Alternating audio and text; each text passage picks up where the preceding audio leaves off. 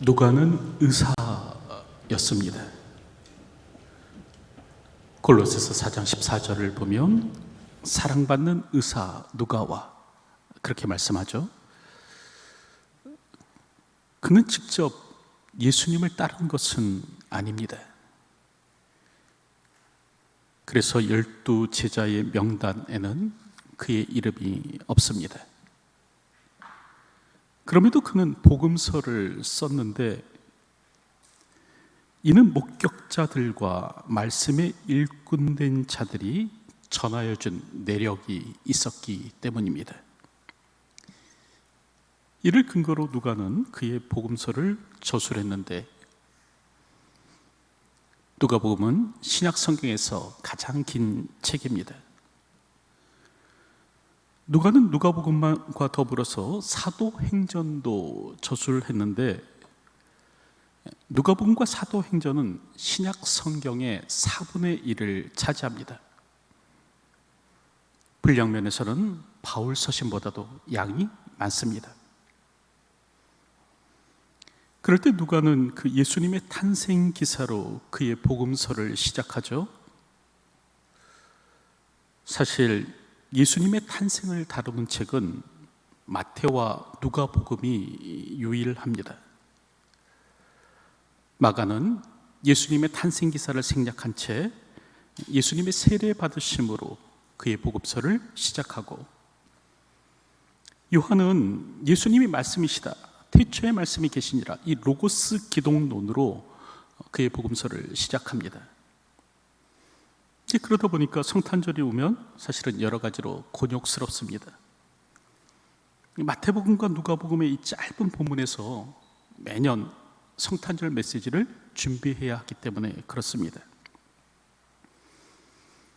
그래서 누가복음 1장과 2장에 기록된 이 예수님의 탄생 기사는 차후에 살펴보는 것으로 하고, 오늘부터는 이제 카타로칸, 누가복음의 본래 제목입니다.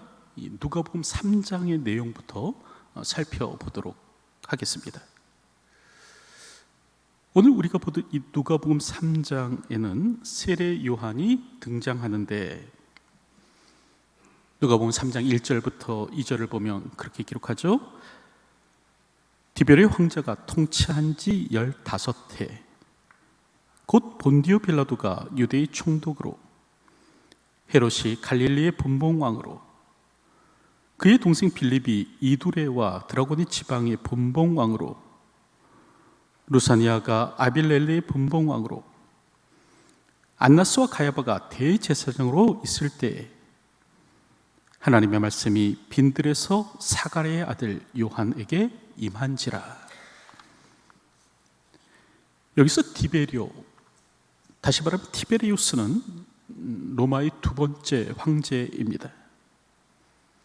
그는 로마의 첫 번째 황제였던 그 아우구스투스의 양아들이었는데, 여러분, 아우구스투스는 공화정을 제정으로 바꾼 인물이었습니다.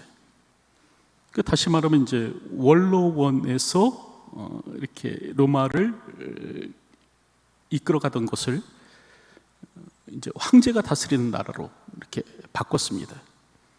그럴 때 이제 아우구스투스의 그 두 번째, 아우구스투스를 이어서 두 번째 로마의 황제가 된 인물입니다.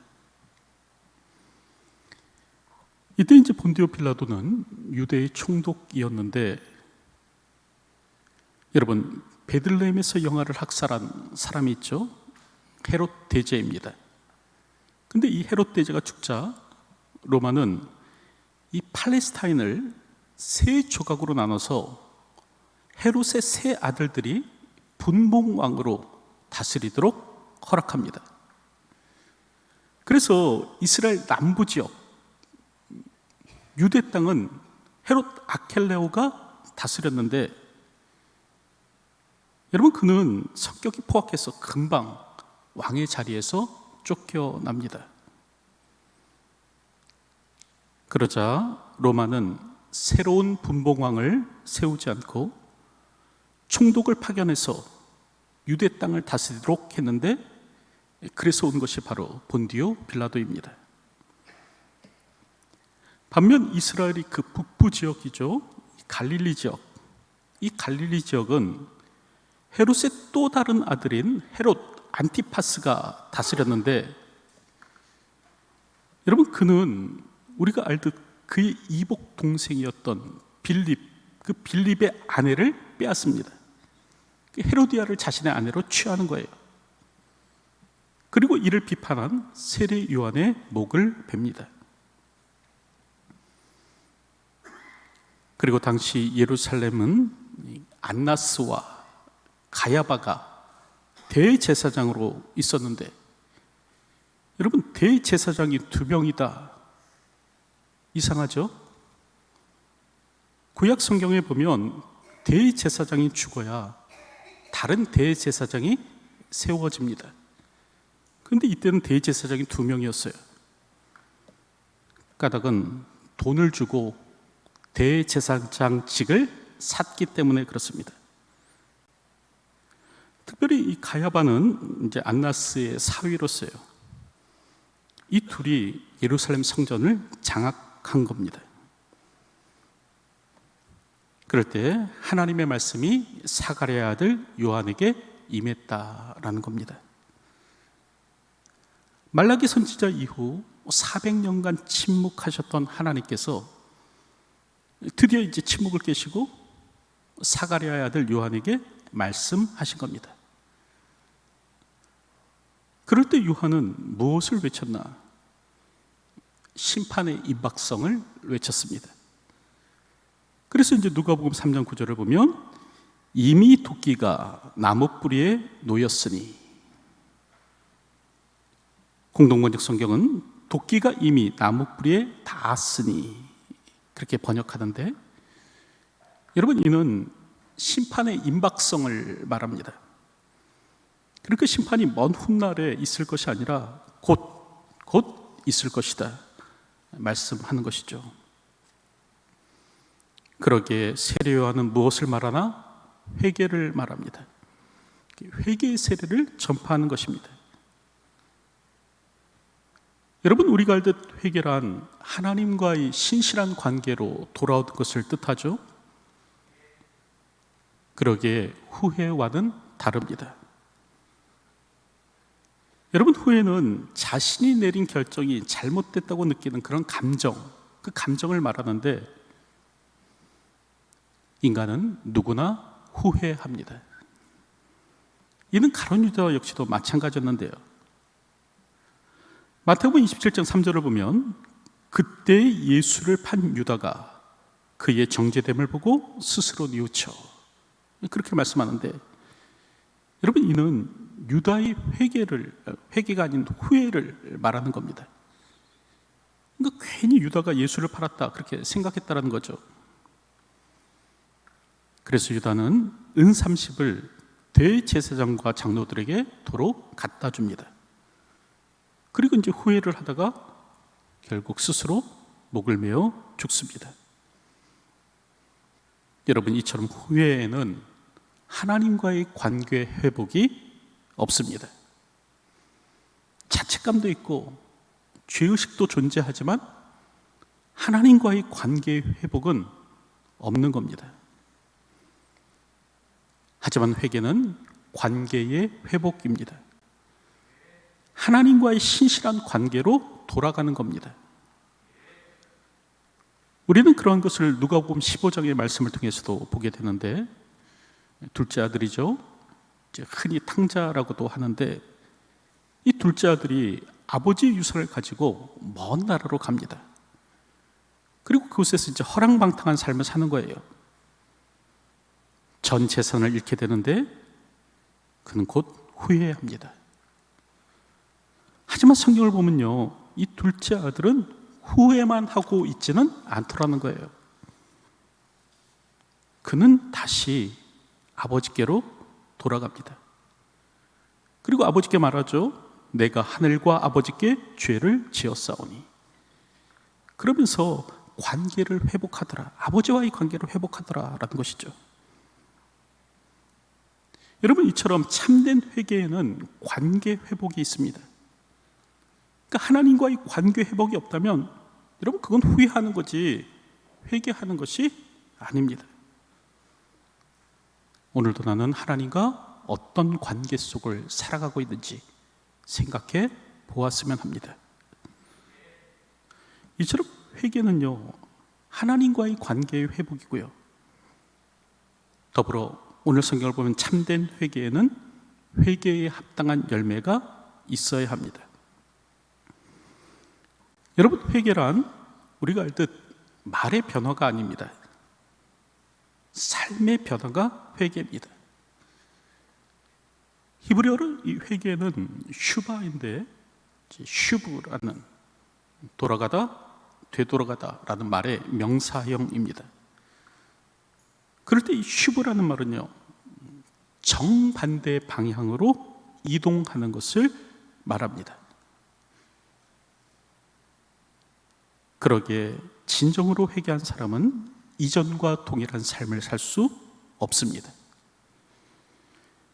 그래서 누가복음 3장 11절 이하를 보면 세례요한이 뭐라고 합니까?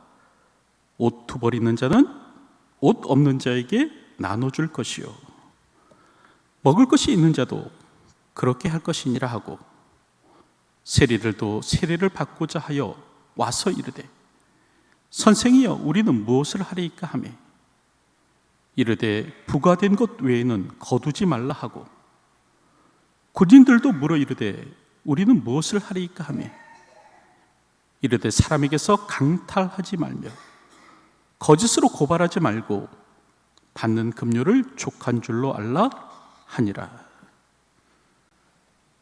여러분, 이처럼 세례 요한은 말뿐인 회개를 거절합니다. 옷이 두 벌 있는 자는 옷 없는 자에게 나눠줘야 한다라는 겁니다. 여기서 옷은 헬라어로 키톤인데요, 피부에 직접 닿는 속옷을 말합니다. 그러니까 속옷 위에 입는 이제 보다 무거운 이 겉옷은 하마티온이고요, 그럴 때 이제 가난해서 속옷조차 못 입는 사람이 있다면 나눠줘라, 그런 말을 하는 겁니다.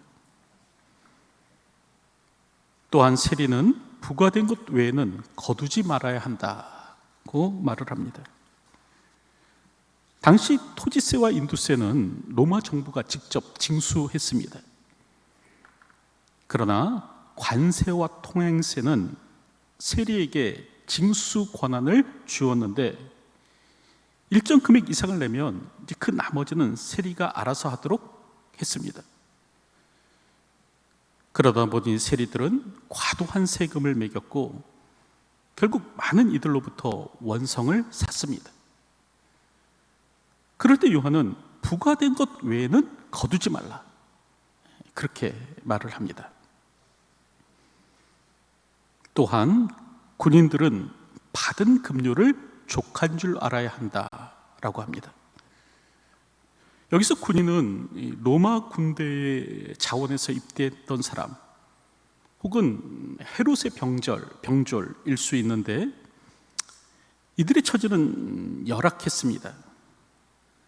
그러다 보니까 저들은 그 로마의 권세와 무력에 의존해서 그 민간인의 재산을 약탈하고 무고한 사람을 고발해서 이득을 취한 겁니다. 그럴 때 요한은 그러지 말고 받은 급료를 족한 줄로 알라, 그렇게 말을 합니다. 이처럼 오늘 성경을 보면요, 요한은요 말이 아닌 삶의 회개를 선포합니다. 오늘 우리는 자기 눈물에 자기가 속는 그런 사람이 되어서는 안 됩니다. 눈물 조금 흘렸다고 스스로를 회개한 것으로 생각해서는 안 된다는 거죠. 조금만 감정이 격해져도 울 수 있는 것이 인간입니다. 유행과 가사를 통해서도 눈물을 흘릴 수 있는 것이 사람입니다. 물론 회개에는 애통이 따르지만 눈물이 곧 회개는 아닙니다. 슬퍼하는 감정이 있다고 해서, 후회하는 감정이 든다고 해서 그게 곧 회개는 아니죠. 이런 감정은 믿지 않는 자에게도 나타납니다. 다시 한 번 더 말씀드리지만 회개는 하나님과의 관계의 회복입니다. 그리고 그 관계의 회복을 통해서 삶의 변화를 이뤄내는 것이에요.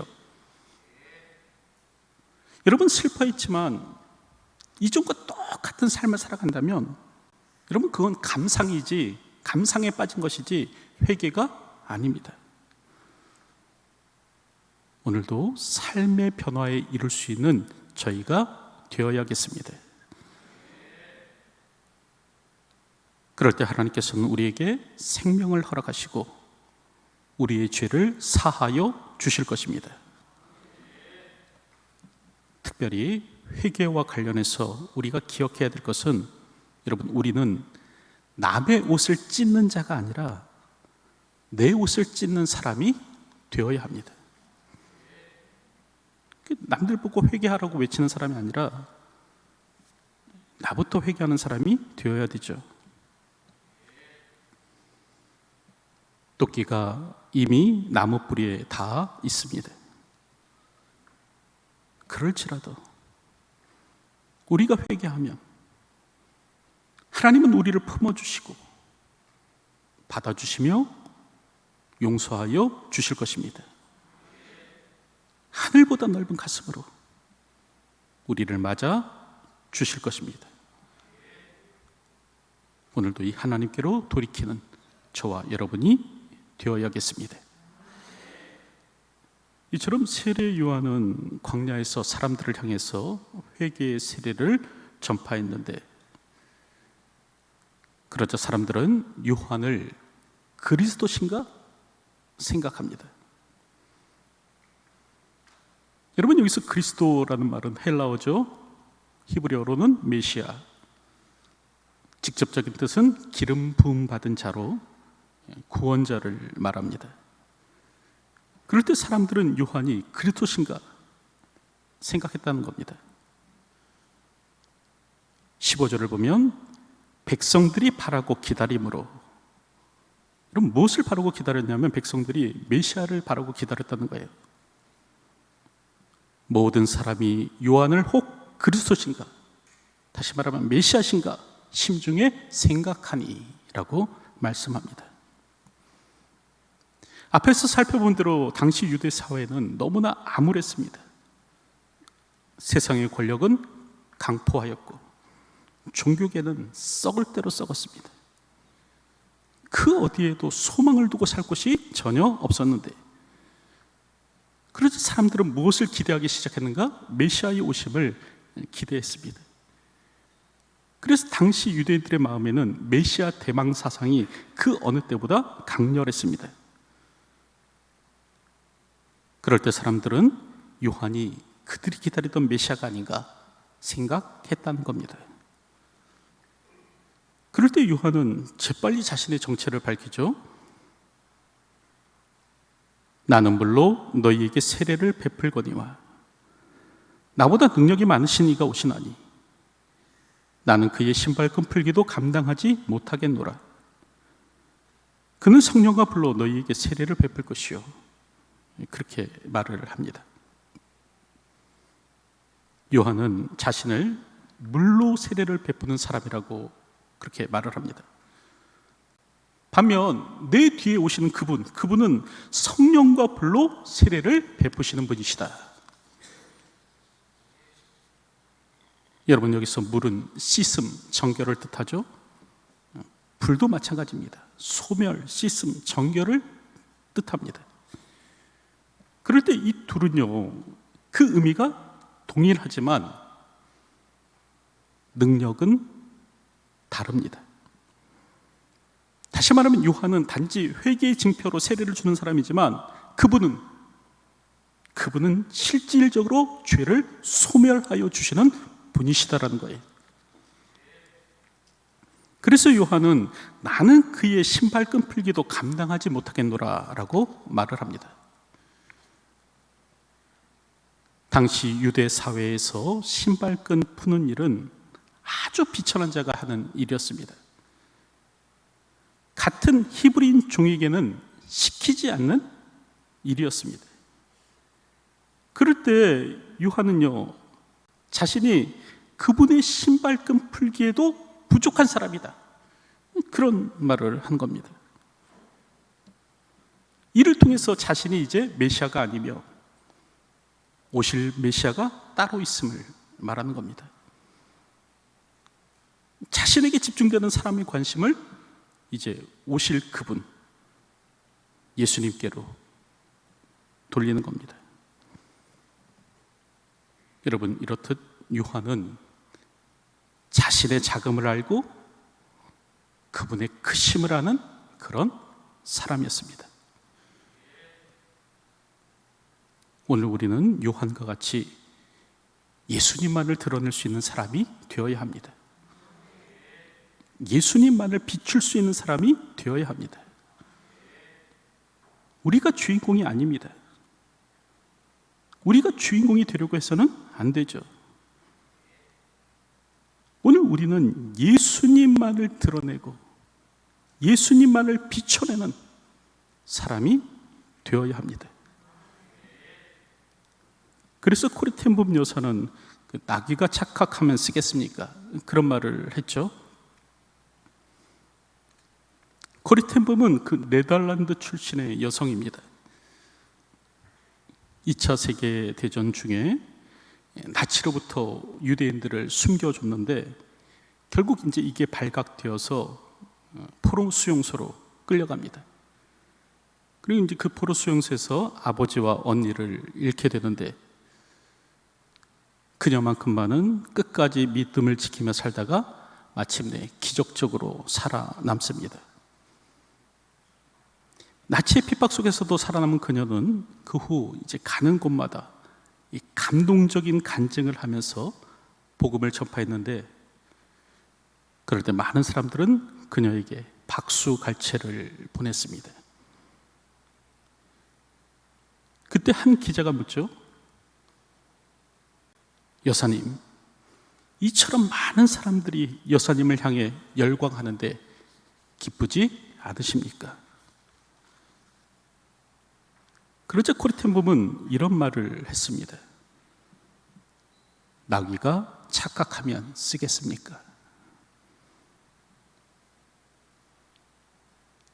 예수님께서 예루살렘에 입성할 때 허다한 사람들이 예수님을 향해 갈채를 보냈습니다. 호산나 호산나 찬송했습니다. 그럴 때 나귀는요, 예수님이 타고 가시는 나귀는 그것이 자신을 향한 것으로 여겨서는 안 된다는 거죠. 자신을 향한 것으로 착각해서는 안 된다는 겁니다. 우리는 착각해서는 안 됩니다. 내가 주인공인 것처럼 생각해서는 안 됩니다.